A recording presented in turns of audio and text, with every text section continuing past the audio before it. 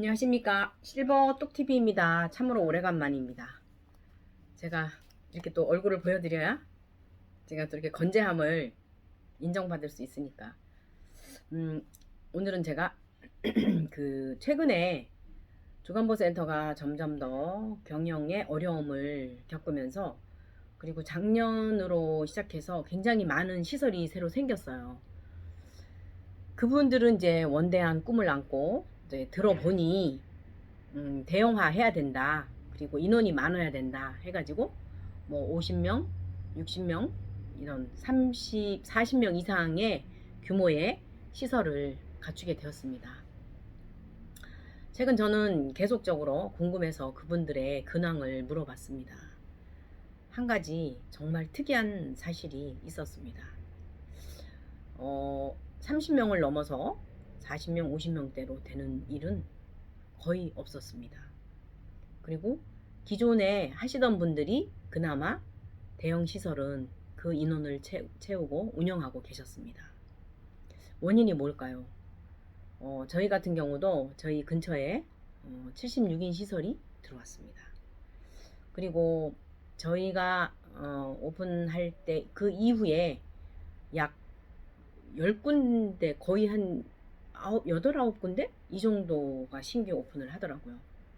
이제 그럴 때일수록 점점 저희가 군포시 전체를 커버했었는데요. 그 지역에 하나가 생기면 이쪽으로 안 오시더라고요.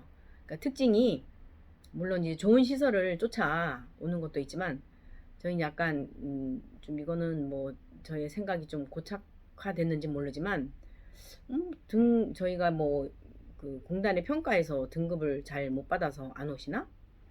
그리고 분명히 좋은 시설이긴 한데, 그리고 오래되고 알려졌는데 새로 생기는 곳으로 가시더라고요.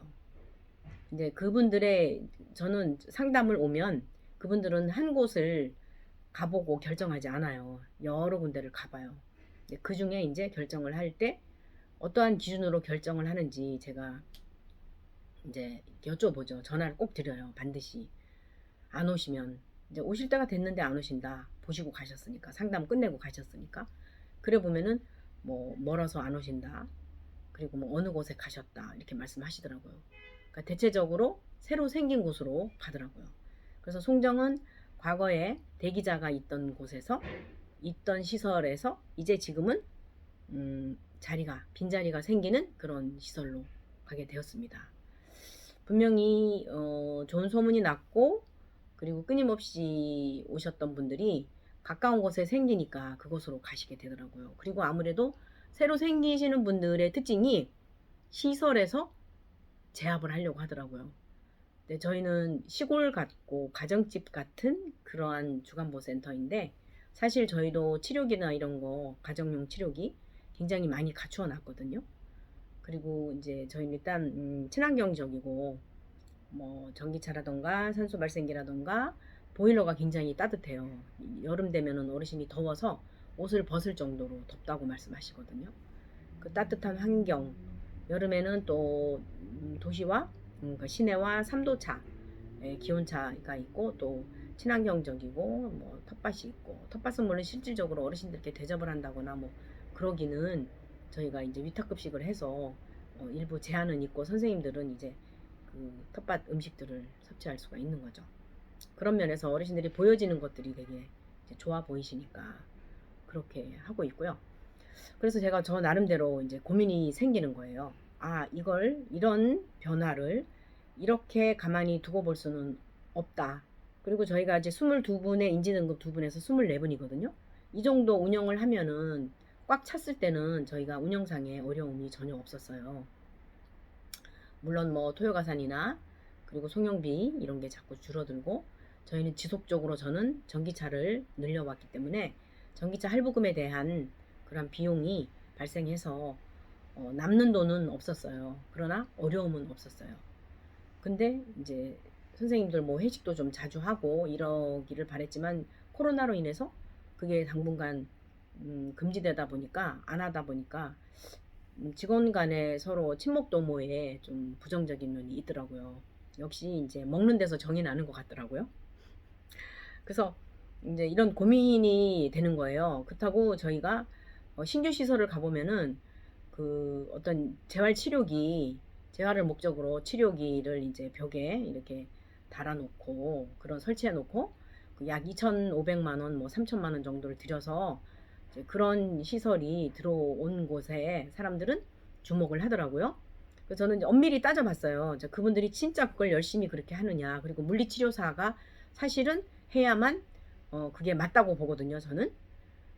그리고 그 비싼 치료기가 사람들의 시선을 끌기에는 좋은데, 그 좀 다른 표현으로 말하면은 조금 미안한 표현이지만 눈요기가 된다고 하더라고요. 근데 실질적으로 사용을 많이 못 한다고 하더라고요. 왜냐면 인력이 그거 한번 사용하려면은 그만큼 간호조무사의 배치가 여러 명이 있어야만 가능할 것 같은데, 그러기에는 현실적으로 초기에 처음 이제 오픈을 했는데 얼마나 어르신 모집에도 힘든 판에, 그래서 거기는 이제 비교적 어르신들이 좀 찾더라고요. 그래서 계속 이제 인원을 확인해 보면 거기도 거기 나름대로 희한하다는 말씀을 하시는 거예요. 왜 차다가 다시 나가고 차다가 나가고 이러는지 모르겠고, 또 대형 시설이라고 해서 왔는데 적응 못하고 또 가시는 경우도 있다고 하더라고요. 그러니까 나름대로의 그 어려움, 그리고 처음 주간보센터를 하시다 보니까 거기서 오는 시행착오가 있는 것 같더라고요. 그래서 그럴 때마다 저에게 이제 문의가 오죠. 그러면 제가 상담을 물론 해드리기는 하는데, 저희는 딱 우리가 운영하기에는 22분이 너무 좋은 것 같아요. 그리고 크게 이제 이 일은 돈을 버는 일이 아니니까, 비영리업 사업이다 보니까 결국은 이제 모자라지만 않으면 다행인 거죠. 제 월급에서 뭐 부족한 부분을 채우지만 않으면.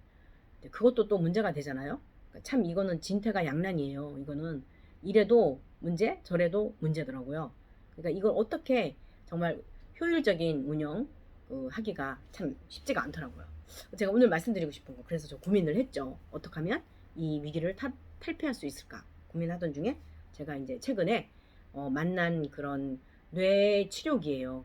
뭐 손떨림이나 파킨슨이나 이런 분들은 되게 손떨림이 심하고, 그리고 또 뭐 우울증이나 아니면은 우리 어르신 이명 같은 경우 뇌에 문제가 생겨서 오는 거고, 또 뇌졸중도 마찬가지고, 이런 현상들이 복합적으로 뇌 기능 저하로 인해서 치매나 그 이외의 것들이 많이 오게 되잖아요.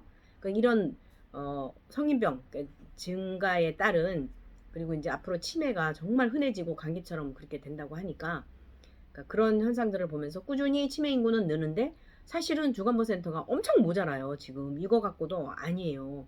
더 많은 주간보호가 필요한데, 근데 25, 27명 차고 그 다음부터는 안 찬다는 거예요. 최근에 제가 깜짝 놀란 게 2년이 다 되어 가는데 거기가 24분인가 5분이라고 해서 제가 깜짝 놀랐거든요. 그래서 이게 어렵구나. 원인이 뭘까?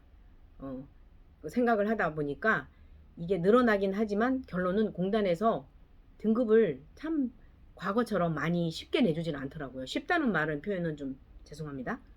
뭐랄까, 과거에 오셨던 분들은요, 정말 아주 굉장히 건강한 모습으로 오셔가지고 본인들이 스스로 하고 심지어는 춤도 추시고 그럴 정도의 몸이었는데, 최근에 등급 받으신 어르신들을 보면은 정말 심각하게 병이 진행돼서 오시는 그런 어르신들이 거의 대부분이셨거든요. 그러니까 그만큼 이제 공단도 나름대로 늘어나는 우리 그 장기 요양에 대한 재정 부담이 커지는 거죠. 그거는 이제 이해가 가서, 그럼 결론은 어르신들을 등급을 잘 내서 잘 모시고 오는 센터가 앞으로는 어려움이 없겠죠. 첫 번째. 두 번째는 저희는 이 장소가 협소하다 보니까 그런 시설을 할 수가 없어요. 저희는 천정이 마감이 돼 있고 그걸 다 뜯어내면은 결국은 막 전기선이며 뭐며 너무너무 복잡하거든요. 그래서 결국은 그거를 설치할 수가 없기 때문에 재활이 먼저냐, 어르신들도 제가 지금까지 모셔봤지만 어르신들의 그 신체적인 그런 기능들은요, 시간이 갈수록 나빠지면 나빠졌지 좋아지진 않더라고요. 아무리 우리가 치료를 잘 해드린다고 해도, 물리치료를 해드리고 막 그렇게 해도, 여기는 물리치료기는 가정용이에요. 우리가 충분히 쓸 수 있는, 누구나 다 사용할 수 있는 그런 결과론에 제가 이제 도달했어요. 그래서 더 이상은 이거는 안 되겠다 하는 한계점에 제가 이제 됐다고 그래야 되나요?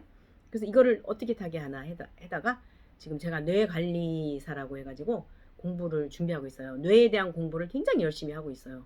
막 이 정도 분량의 두께, 한 A4 용지 양면으로 해가지고 아주 빽빽하게 해서 거의 한 100페이지 이상의 그런 내용을 제가 지금 공부하고 있거든요.